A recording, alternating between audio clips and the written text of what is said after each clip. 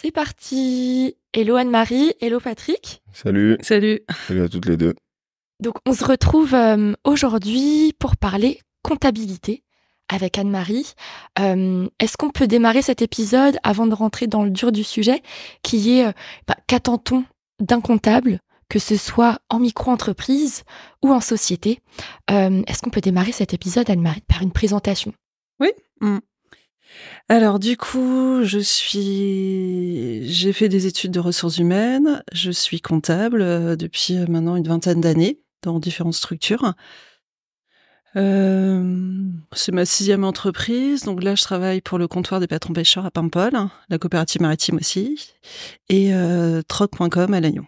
Voilà. Donc ça fait moins 10 ans que je suis comptable à temps partagé pour plusieurs structures. D'accord. Voilà. Donc pas un AD, t'es salarié de Je ces suis différentes salarié, structures ouais. à temps partagé. Ok.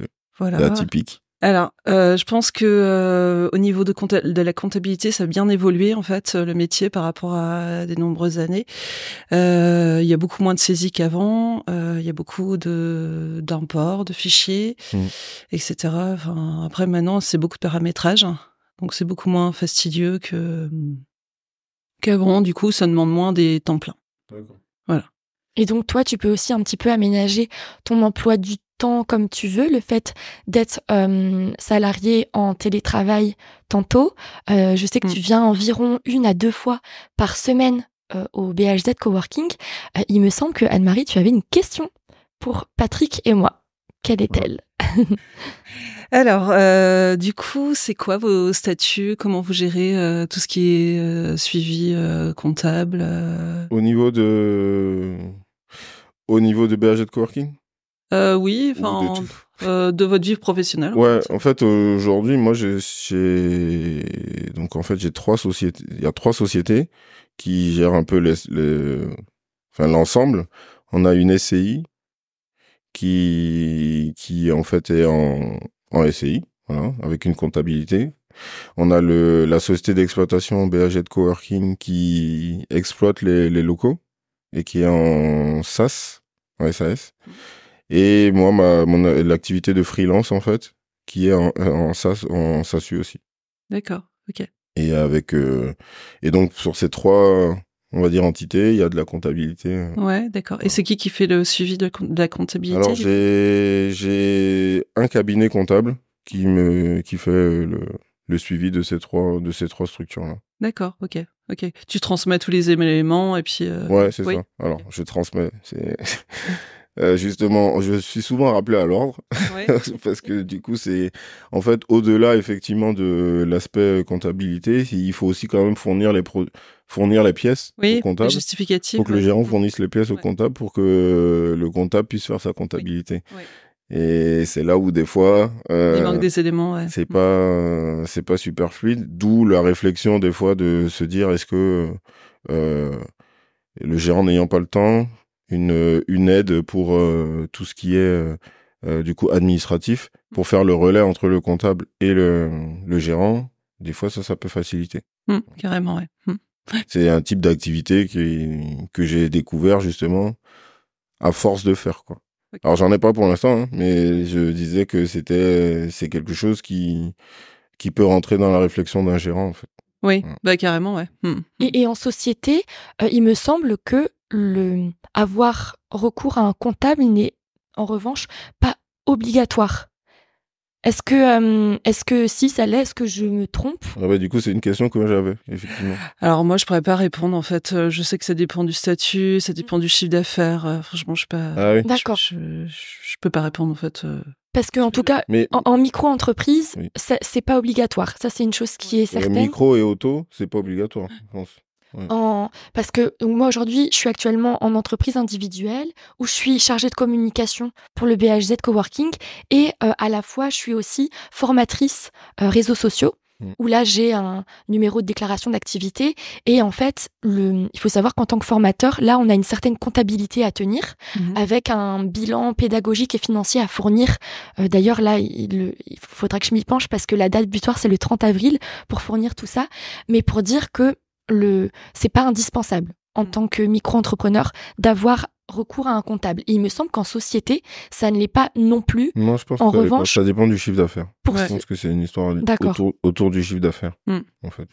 Et après, c'est aussi quelque part un peu le sérieux, la stature, l'implantation que tu veux donner à ta société qui fait que tu t'accompagnes d'un comptable ou quoi. Mais il y a des entreprises qui, si le gérant est fanat de chiffres, sait gérer sa compta, il peut le faire tout seul. et qu'il a le Ouais. temps aussi. Après, c'est je suis pas sûre, franchement. Ah ouais Non, Non. je pense que. Non, mais c'est un débat. Ouais. Ouais.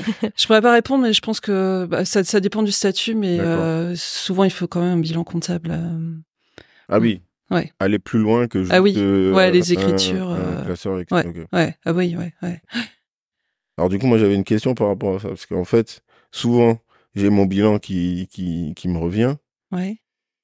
On va dire le premier mois du retour du bilan, j'arrive à comprendre à peu près. Et puis après, il y a tout je comprends plus rien, je sais plus où trouver les chiffres ou quoi. Est-ce qu'il n'y a pas je sais pas, un petit aide-mémoire Ouais. qui Mais aide à lire son bilan justement, le cabinet comptable t'aide pas à lire ton bilan comptable? Si, Oui. mais je le fais. Et puis Ouais. comme c'est pas mon métier, comme c'est pas comment je veux dire, Ton cœur de mon métier. corps de métier, ouais, c'est ça. J'oublie en fait. Ouais.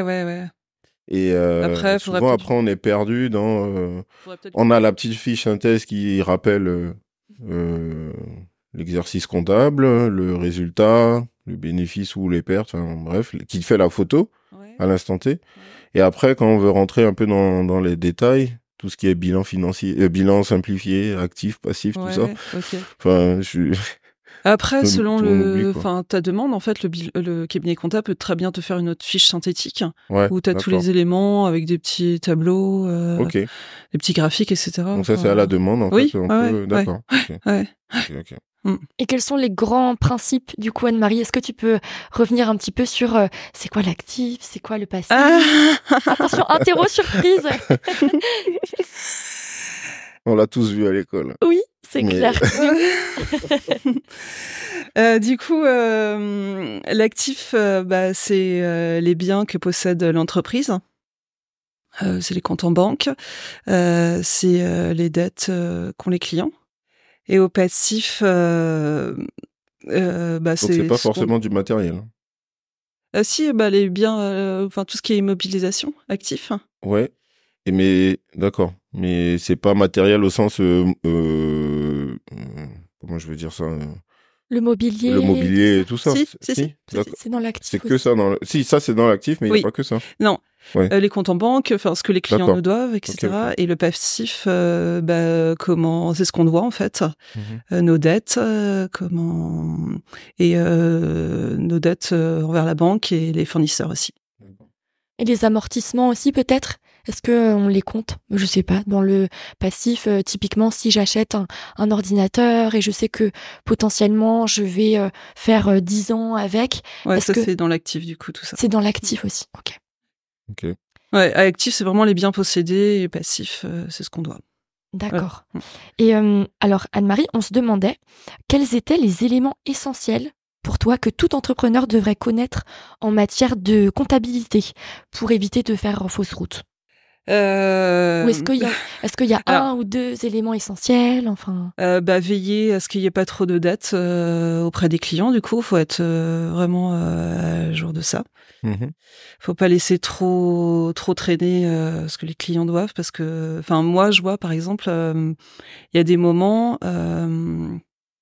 On doit énormément d'argent aux fournisseurs quand on reçoit la collection, par exemple printemps-été là et hiver, et du coup faut faire rentrer l'argent en même temps, et donc faut suivre vachement ça. Après, moi je suis comptable unique en entreprise, donc j'ai plein de petites tâches. Enfin c'est toujours compliqué de parler de son métier en fait, mais en fait malheureusement comptable c'est un boulot, on est un peu invisible en fait. On voit pas forcément ce qu'on fait, mais c'est nécessaire en fait. C'est le travail de l'ombre. Ouais, voilà, carrément. Je vois, quand je suis en vacances, tout de suite on voit un manque. Enfin, quand je reviens, je suis complètement débordée pendant quelques temps en fait.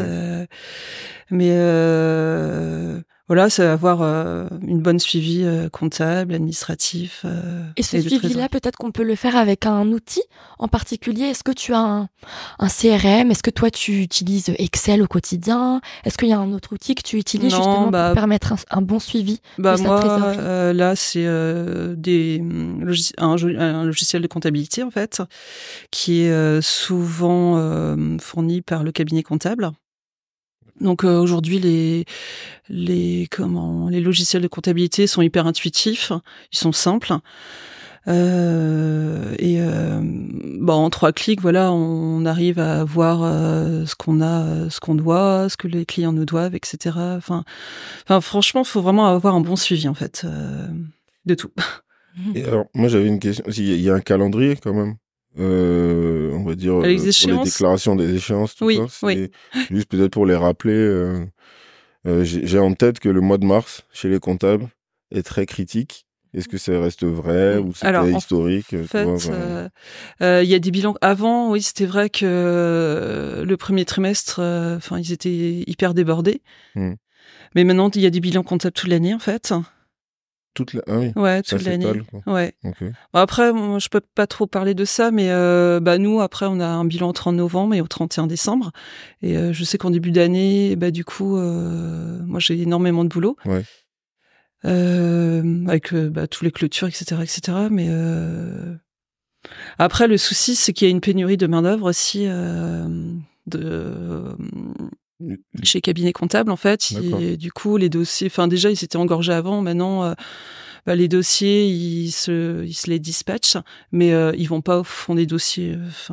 C'est dû à quoi, justement, la pénurie, là? Les gens se tournent moins vers le métier de comptable? Ouais. Je pense que c'est dû aux outils ou dû, selon toi? Là, c'est plus personnel. Ouais. Moi, personnellement, je travaillerais pas en cabinet comptable. Alors, sans doute, j'ai une mauvaise image, hein, mais en fait, c'est vraiment chiffre. Après, moi, je suis comptable unique, mais je ne ferai pas de la comptabilité toute la semaine, en fait. Je fais diverses tâches, en fait. Ok. Je fais aussi de la gestion commerciale, c'est-à-dire tout ce qui est facture client. Les relances. Oui, ouais. Je fais aussi tout ce qui est réception informatique des marchandises. Donc voilà. Donc tu gères les stocks? Oui, aussi, ouais. Ok. Donc en fait, effectivement, tu exerces la fonction de comptable à temps partagé pour ces structures-là. Et en même temps, tu fais aussi un peu de l'administratif, finalement. Oui. Logistique, administratif. Ouais, voilà. Okay. Je fais aussi tout le volet en coordination, du coup, avec le cabinet comptable, tout ce qui est paye, tout ce qui est la partie sociale pour les contrats de travail, paye. Parce que du coup, il y a un cabinet comptable par-dessus la structure. Oui, bien sûr. Ah oui, c'est ça que moi, j'avais pas compris. Moi, je pensais que tu étais, du coup, la comptable de... En fait, tu passes les infos après. Non, en fait, je vais gérer, on va dire, les 85% de la comptabilité. D'accord. Et du coup, la fin d'année, le cabinet comptable fait le bilan comptable, en fait. D'accord. Mais en fait, j'ai... Tu as déjà fait quasiment, comme tu as dit, 85% du... Voilà, ouais. Ok. Ah, mais ça, c'est encore un autre attelage qu'on peut avoir, quoi. Ouais. C'est-à-dire avoir quelque part une comptabilité dans sa structure. Oui, voilà, ouais. Et après le faire valider par un cabinet comptable, c'est la différence que tu fais. Oui, voilà, ouais. Et j'ai toujours fait ça. Il y a deux types de structures, quoi, du coup. Ok, ça marche. Et si on revient aux outils, est-ce que toi, par exemple, Patrick, il y a un outil que tu utilises en particulier pour la comptabilité en lien avec ton cabinet comptable, comme Anne-Marie, tu citais juste précédemment, justement, que toi, tu utilisais un outil qui t'a été un petit peu imposé? Alors moi, j'ai deux types de fonctionnement, on va dire. Pour le BHZ Coworking, on a cet outil CRM que tu connais bien, qui permet donc d'enregistrer tous les coworkers qui prennent une prestation auprès du BHZ Coworking, qui sont enregistrés. D'office, en fait, on a finalement un tableau de ce qui rentre, en fait, qui sert de point d'entrée comptable. Voilà. Donc c'est un extract de l'outil CRM qui est après donné au comptable. Après, il faut mettre tout ce qui est dépenses liées au coworking Les frais en généraux, face, là, les frais électricité, généraux, eau, pour etc. derrière construire le cabinet comptable. Mais du coup, D'accord. tu imprimes ou tous ces factures-là? Alors, c'est là où du coup ça se corse, c'est que en fait du coup tout ce qui est dépenses en fait, il faut les conserver et puis Ouais. après c'est scanner. Donc l'outil Mhm. c'est le scanner. Oui, d'accord, ok. C'est le scanner qui pour renvoyer après enfin, pour produire tout ce qui est dépenses. Mais tout ce qui va être rentré, c'est assez simple au final. Mhm. Ouais. Voilà. Et c'est là où c'est intéressant en société, c'est qu'on peut justement déclarer ses charges pour Ouais. en fait faire l'équilibre entre euh, entrée d'argent et dépenses. Là où en micro-entreprise, par exemple, on n'a pas la possibilité de déclarer ses charges. Donc il faut bien faire le... Ah bon? Oui.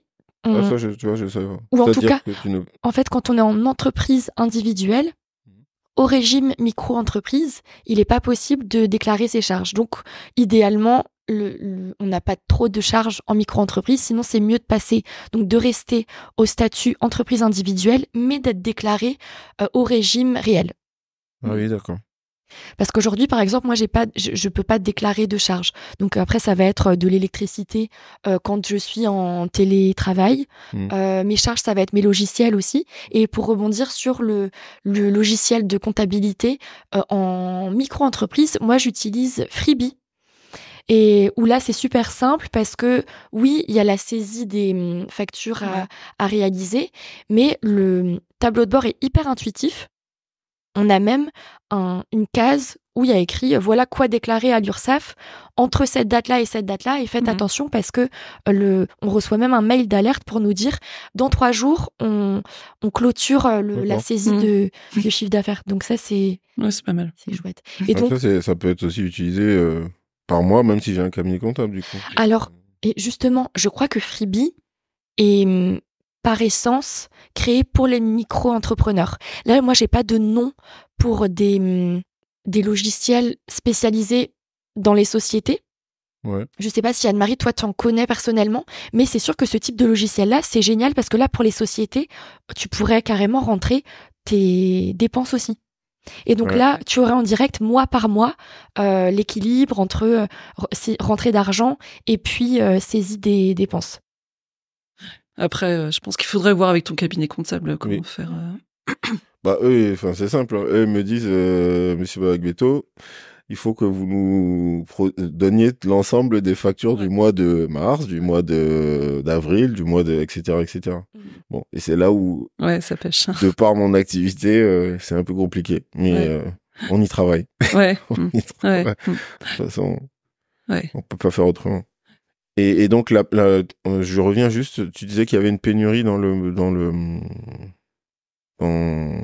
métier de comptable. Et tu penses, enfin, je reviens dessus. Est-ce que le fait de tout dématérialiser maintenant, est-ce que c'est pas quelque part aussi la cause de ça, c'est-à-dire que en fait, on a peut-être l'impression qu'il y a moins de choses à faire. Et donc, du coup, les structures sont moins enclins à aller chercher des comptables. Du coup, il y a moins de demandes, en fait. Alors, de toute façon, les cabinets comptables, vous regardez sur France Travail et ils cherchent tout le temps des comptables, des aides comptables, tout le temps. Après, le souci, c'est que avec tout ce qui est intelligence, développement de l'intelligence artificielle, dématérialisation, justement, tout ça, tous les aides comptables, je pense qu'à terme, je sais pas, dans 10 ans, ce poste-là n'existera sans doute plus, en fait.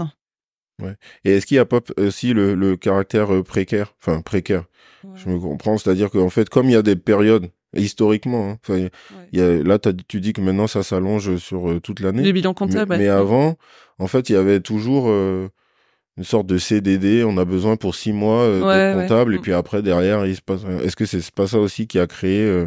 un peu le... Je sais pas, je pense que c'est un... Enfin, après, je peux pas trop parler non plus, mais je pense que c'est pas un métier qui attire trop... Enfin, typique, j'étais au salon de l'étudiant là avec mon fils, il y avait pas beaucoup qui étaient... Enfin, sur... qui allaient sur qui allaient sur le salon là, en fait, enfin, sur les stands, tout ce qui était comptabilité. Oui, il y a vraiment eu un changement. Je prends l'époque de ma mère, moi, c'était c'était les métiers en poupe en fait. Il fallait faire comptable, ou être comptable, c'était top. Voilà. Ça a complètement changé. Ouais, bah ouais, carrément, ouais. Il y a des nouveaux emplois qui attirent beaucoup plus. Et Anne-Marie, qu'est-ce que tu penses justement, comme Patrick, tu parlais de dématérialisation, même d'automatisation de tâches en comptabilité. Qu'est-ce que tu penses justement des factures aujourd'hui à l'horizon 2026 qui vont être 100% dématérialisées? Donc ça, c'est pour que le gouvernement ait un œil un peu plus attentif sur tous les échanges, toutes les transactions financières qui se passent d'une entreprise à une autre.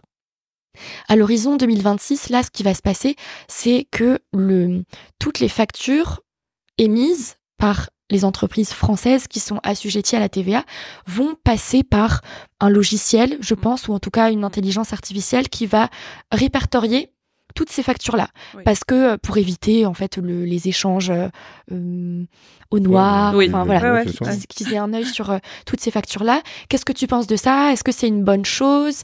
Est-ce que tu penses que justement ça va faciliter ton quotidien? Oui, c'est ça. Bah, du coup, ça va supprimer des postes.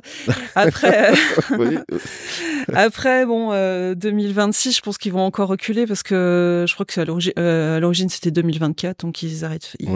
Ça va être retardé. Après, oui, c'est une bonne chose. Oui, je pense. Après, bah, il y aura plein de paramétrages à faire. Après, bah voilà, c'est plus les développeurs informatiques. C'est plutôt le boulot qu'ils devront faire pour transmettre toutes ces factures-là, mais. Après, je pense que le poste que j'ai, il faudra toujours le maintenir, en fait. Oui, parce qu'il faut quand même regarder une cohérence, conformité, ou je sais pas comment dire. Ouais. Ça existera toujours, même si, à un moment donné, il faudra vérifier que ce que je transmets, c'est vraiment ça. Bon, même si l'IA fait des merveilles. À un moment donné, oui. L'humain, on a toujours besoin d'un regard. En tout cas, moi, personnellement, je ferais pas 100% confiance à l'IA. Ouais. Et justement, pour rebondir là-dessus, Anne-Marie, comment est-ce que tu vois le métier de comptable demain? Eh ben déjà, comme je disais, aujourd'hui c'est quand même moins. Enfin, du coup, moi je parle de comptable en entreprise, toujours. C'est moins fastidieux qu'avant. Je pense que demain, ça sera encore moins fastidieux. Par exemple, typique là, maintenant il y a les imports de relevés bancaires. Avant, il fallait saisir toute la banque. Bon, ça fait 7-8 ans, mais voilà, une fois qu'on a fait un bon paramétrage, en 3 clics, ça va dans les bons comptes, etc., etc. Ouais. Enfin, donc je pense qu'il y aura encore des développements là-dessus. Donc. Et toi, qu'est-ce que tu préfères dans tes missions? Par exemple, je sais que tout ce qui est fiche de paye pour les employés, ça peut être aussi automatisé, les envois de fiches de paye, etc. Est-ce qu'il y a une mission que tu sens qui sera difficilement automatisée et que toi, tu t'aimes réaliser au quotidien? Ouais. Alors moi, ce que j'aime bien dans mon poste, c'est cette multitude de petites tâches. Après, je me souviens plus de la question. Oui, qu'est-ce que tu apprécies? Est-ce qu'il y a une ou deux missions, une ou deux tâches spécifiques en comptabilité ou en administration plus large qui te plaisent pour des entrepreneurs ou pour des sociétés? Ouais, je répète, après, c'est la multitude des petites tâches, en fait. Voilà, je fais jamais la même chose toute la journée. Après, j'ai des échéances à respecter aussi, tout ce qui est facturation, c'est assez cadenancé, mais... C'est le fait de gérer des projets avec différents clients qui, toi, te plaît au quotidien? Non, ça, ce genre, non, j'ai pas de. J'ai eu d'autres postes où il y avait des projets, etc. Je trouvais ça sympa en fait, mais là, non, c'est quand même, ça reste un peu purement comptable en fait. Okay. Par rapport à ce que c'est-à-dire que en fait, finalement, l'automatisation, ça, tu le vois pas forcément d'un mauvais œil. Non, pas du tout. Mais... Ça permet de faire d'autres choses, en fait. Ouais, voilà, c'est ça. C'est que ça te permet de faire d'autres choses, enfin, c'est-à-dire autre chose, du coup, c'est quoi l'autre chose? Moi, c'est ça que je veux essayer de comprendre, en fait. Plus de conseils, du coup, ou auprès des dirigeants, ou c'est vraiment... Par exemple, typique, la personne qui était là avant moi, elle faisait 37h50, elle faisait beaucoup moins de tâches que moi, mais elle était restée à une méthode assez ancienne. Donc, je fais pratiquement 10 heures de moins qu'elle par semaine. Et j'ai plus de tâches, en fait. Après, là, par exemple, au comptoir des patrons pêcheurs, pendant 6 mois, à peu près, à l'heure méridienne, parce que comme le magasin est ouvert toute la journée, je vais en caisse pendant 1h30, 2 heures. Okay. Moi, c'est sympa, ça me fait sortir de mon bureau et je vois des clients, etc. Je comprends. En fait, tu veux dire que finalement, l'automatisation et le fait d'être plus rapide te permettent d'élargir aussi ton périmètre, de et du faire coup autre rend chose. plus intéressant finalement. On va pas dire ton poste, mais du coup ta place dans l'entreprise, quoi, finalement. Donc, c'est une sorte de mutation qui est intéressante, c'est-à-dire si on est volontaire et motivé, on peut se dire qu'on va faire comptable, mais on fait pas que comptable. Voilà. Mais après, c'est parce que je travaille dans un commerce aussi. Enfin, ça me permet de faire c'est très lié à... Après, une comptable unique, en fait, faut connaître bien l'entreprise, mais du coup, dans une autre entreprise, c'est clair, je pourrais pas faire un autre poste, mais là, ça me dérange pas d'aller en caisse pendant 1h30. Oui, voilà. Mais je rebondis juste par rapport à ce que tu as dit tout à l'heure, c'est-à-dire que tout à l'heure, tu as dit ça va supprimer des postes, l'automatisation et tout ça, mais finalement, il y aura toujours cette vérification-là qui se fera, de toute façon.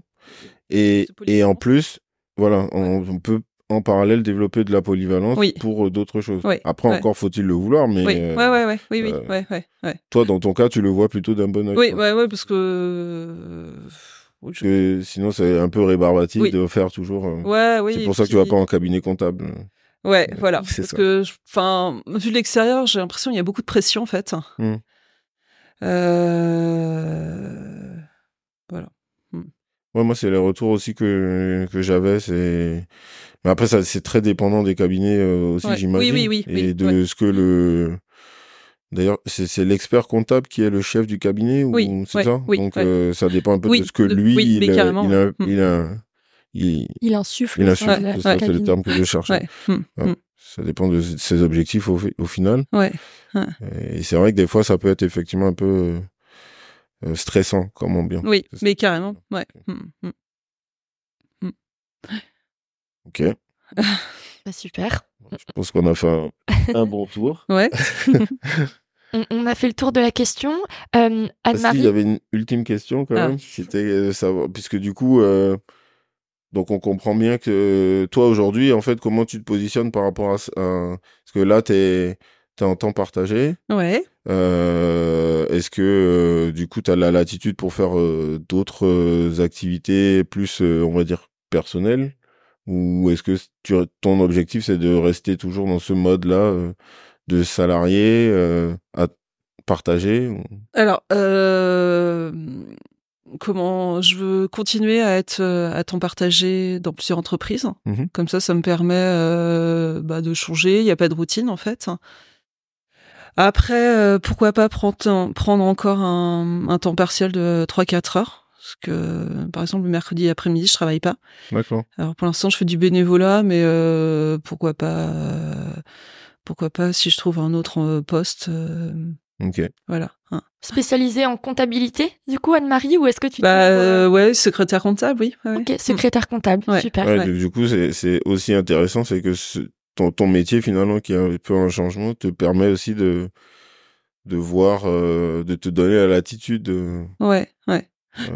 Sur plein de... Alors, j'ai dit ça parce que du coup, s'il y a des jeunes qui nous écoutent, c'est quand même bien de savoir que parce que c'est une volonté type de métier. C'est vraiment une volonté de ma part. Oui, mais justement, c'est ça que que je voulais mettre un peu en lumière aussi, le fait que le métier a changé et que du coup, on peut le percevoir d'une autre manière. Parce que là, au coworking, en fait, on est plein d'esprits libres qui veulent faire plein de trucs. Et en fait, dans le métier de comptable, on pourrait se dire c'est pas si libre que ça, mais finalement, ton exemple, il est bon dans le sens où le métier, il a muté et du coup, on a de la liberté aussi. C'est ça que je... Après, j'ai aussi un patron qui est En fait, j'organise ma journée de travail, ma semaine comme je veux. En Ouais, fait, ça, c'est aussi l'objectif, très c'est que le important. travail soit fait. Ok. Après, je réponds aussi à ces demandes, mais bon, après, tout en respectant tous ces échéances-là. Mais oui, enfin, je m'organise comme je veux, en fait. Vous raisonnez plutôt en termes de mission, Ouais. du coup, et de résultats plutôt que de... Après, il me de fait temps à confiance, en proprement fait. parler. Je sais bien que le travail sera fait, donc. Merci à toutes et à tous pour votre écoute. Merci beaucoup Patrick pour à ta toi. présence aussi. Merci, Patrick Roden. qui revient tout droit de Paris. Et merci beaucoup Anne-Marie pour cette discussion aussi Merci, ultra Anne-Marie. enrichissante. Et puis on se retrouve la semaine prochaine.